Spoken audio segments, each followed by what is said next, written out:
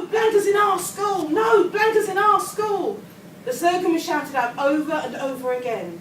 Callum and 3 other naughts were surrounded by police officers who were trying to push their way through the crowd to get to the school entrance. More police stood in an arm-linked line, trying to push the crowd of crosses back into 2 orderly groups. I ran faster, but the closer I got, the less I could see. I pushed and elbowed my way through the crowd. "Callum! Callum! No, Blanca's in our school!" The police officers were still trying to push through the crowds of adults and Heathcroft pupils, who in turn were determined not to let them pass. "Blanca's out!" I forced my way up the steps to the school entrance, ahead of the crowd and the police, watching as the police battled to hold back the crowd, watching as Callum and the others looked neither to the right nor the left, but straight ahead without even blinking. "No, Blanca's in our school!" I spotted Juliana and Adam and Ezra in the crowd, all of whom were my good friends.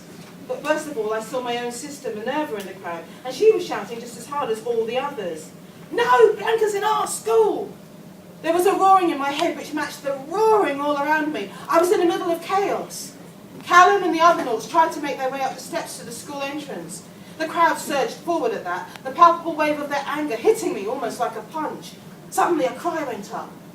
Callum's head dipped down, followed by the heads of the police officers. "One of them is hurt!" "Callum. It wasn't Callum, was it? A Blanca's hurt!" The news spread through the crowd like a virulent disease. "Hooray!" Spontaneous cheers filled the air. The police lines trying to hold the crowds back were knocked to the ground as the crowd rushed forward like air into a vacuum.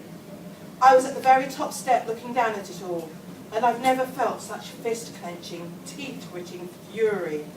A policewoman stepped to one side, and I saw Callum squatting down by a naught girl who looked like she was in a bad way.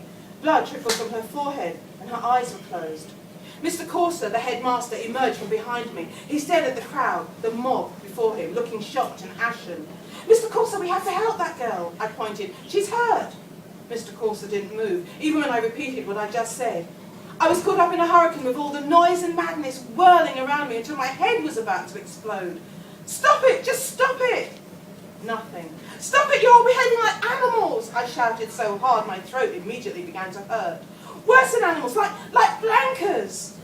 The sounds of the crowd slowly died away.